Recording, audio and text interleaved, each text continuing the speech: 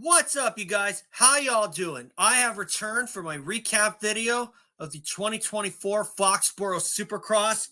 Only several rounds remain, and oh my gosh, have we got a dogfight in the 450 class. I'm going to do my 250 and 450 recap video in one, and I'm going to start with the 250 class first. But first of all, guys, as I put my banner up, just remember, subscribe.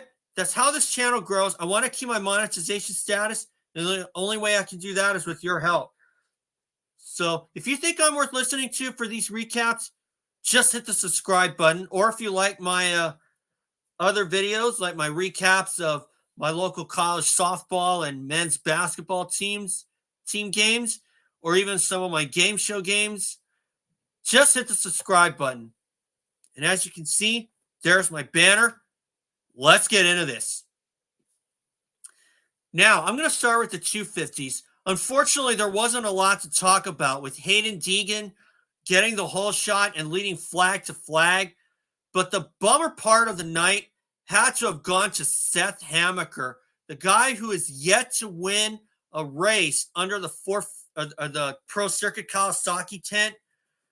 I hope that those guys are not losing their patience with Seth Hamaker, because Seth looked pretty good, and had Haiden Deegan made some mistakes, Hamaker could possibly have taken a win himself and maybe gotten off the schneid and not become the lone horse who's yet to even win a race, or I guess in other terms, become that lone horse who's yet to taste the water. You see what I'm getting at here? Okay, so now this is where Haiden Deegan has certainly kept his hopes alive by winning the race, but fortunately, Cameron McAdoo did what he had to do and rode in second place.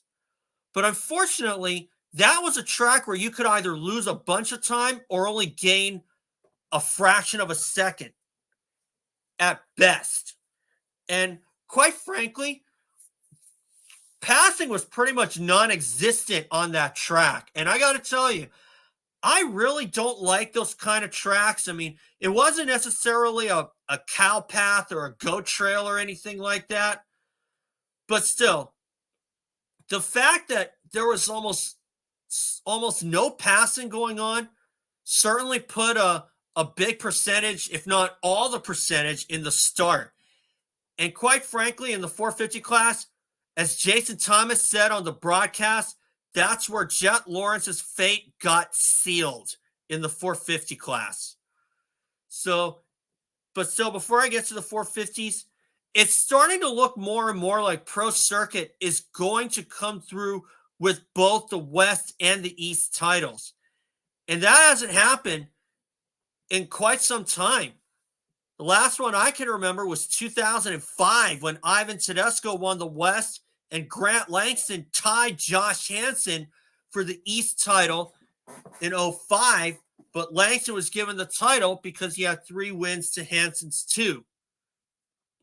And unfortunately, that was the closest Josh Hansen ever got to winning a title.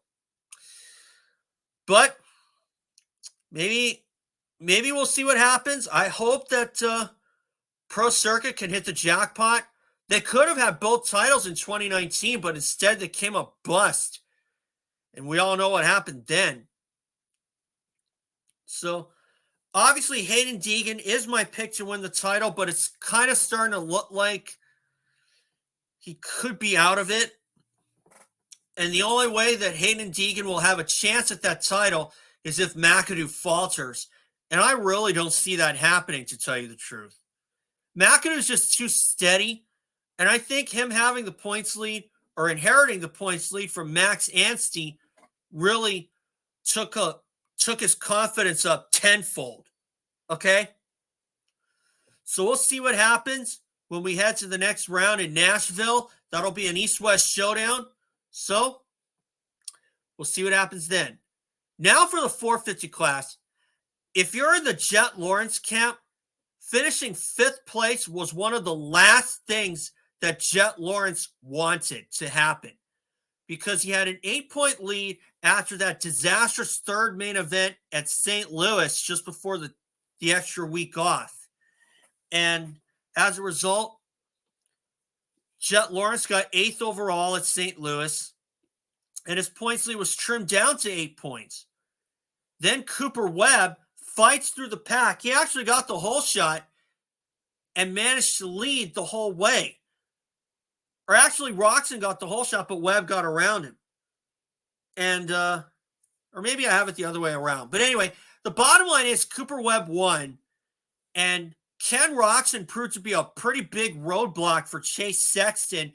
And that was the time, and that was solid proof why, if you're Chase Sexton, that track did not do a service to anyone in terms of passing.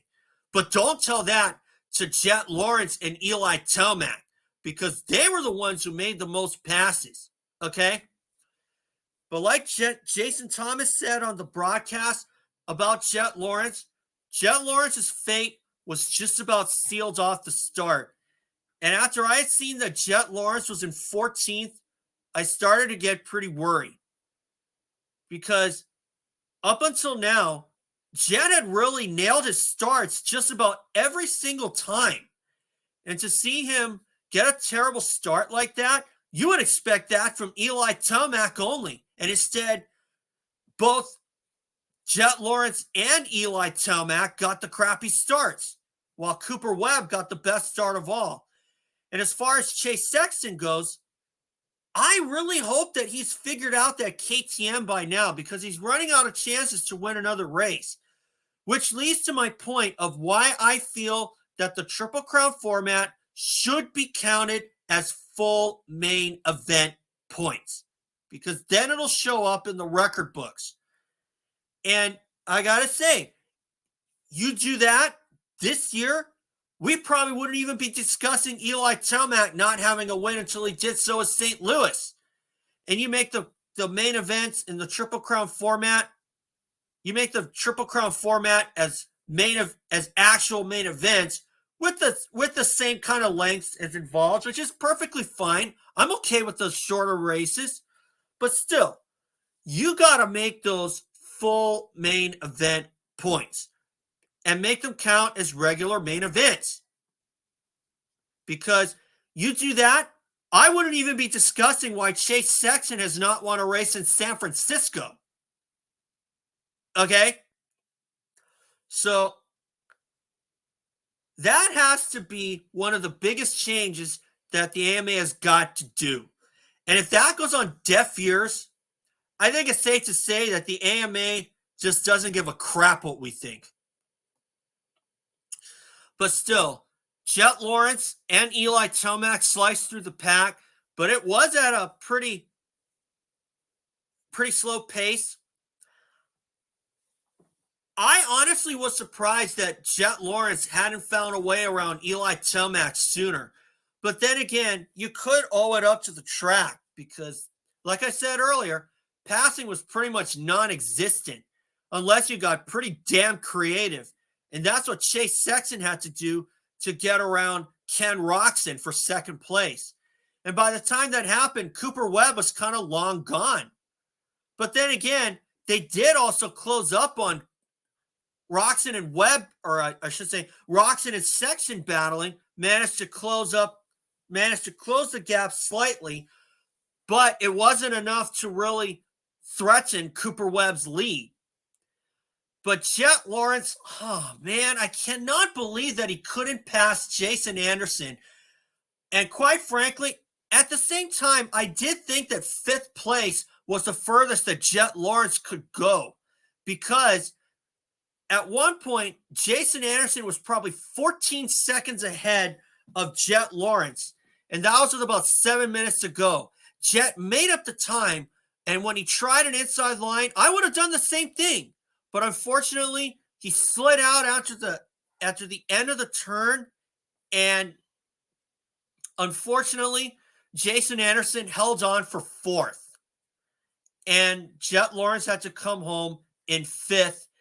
And unfortunately, Cooper Webb is now tied with him for the points lead. Now, is Chase Sexton out of it? Certainly not. But he's going to have to hope for Cooper Webb to falter and Jett Lawrence to falter too. And while Jett Lawrence has already had one iota of adversity given to him with that bad third race at St. Louis, something tells me that that Jett Lawrence might be cracking under the pressure, or Cooper Webb has already gotten inside his head. And quite frankly, I actually like this kind of Cooper Webb, and not for Cooper Webb to act like he is and not be like a Michael Lessie. Really. Because you do not want to go that route. Because then you're going to make yourself public enemy number one. And quite frankly, as far as Chase Sexton goes, I actually was very encouraged, because it seems to me that if Sexton is going to win a race on a dry track, he's going to have to get the hole shot and sprint every second of the race. And I think Seattle was the race that he should have won, that he could have won and should have won. And had he not stalled it, I probably wouldn't even be having this discussion. So obviously, Sexton is figuring things out. I gotta wonder if that switch to KTM may not have been the best move. But then again, who knows? I don't know if Sexton is a late bloomer. I don't know if he's going to have the same kind of luck like what he had last year with Eli Tomac dropping out of the series to that Achilles injury. But, oh well. And while Sexton is not out of it, he's going to need a lot of luck to come his way, and I just don't see that happening a second time. But if it does happen, oh my gosh. Sexton may as well go buy a lottery ticket for all I care. But as far as Jett Lawrence is concerned, he didn't really ride like he was really wounded or anything from that crash from Barcia at St. Louis. And quite frankly, I think that Jett might have encountered a bump in the road, or at least I hope he encountered a bump in the road, because that track at Nashville, you don't know what to expect. Not going to lie to you. Okay? Now, as far as the Supercross futures go, Drew Adams leading wire to wire, but still, I think the kind of laughable moment, or one moment that kind of made you laugh, is what happened to Gavin Towers when they had to use the forklift to get his bike out of the mud. And the same thing happened with Seth Hamaker in the 250 Pro class in the East Coast. But I think it's about time that Dirtworks or the AMA has got to go back and talk to other former racers to bring in their designs like they did in 08 and 09. So that's what I have to emphasize.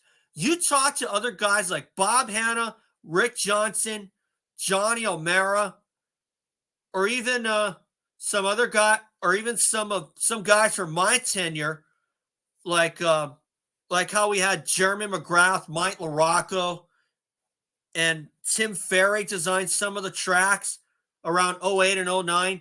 That's what they should do. I don't know why they just kind of let that go on deaf ears. Kevin Windham kind of started it all in Houston in 08 with the paper towel and his own track design. And I thought, great, that gave us a lot more flavor, because the tracks nowadays are pretty basic. And what we saw on Saturday night is an example of why the AMA is kind of run by a bunch of idiots. Really. If you're not going to make any track with a lot of flavor, like how you did before,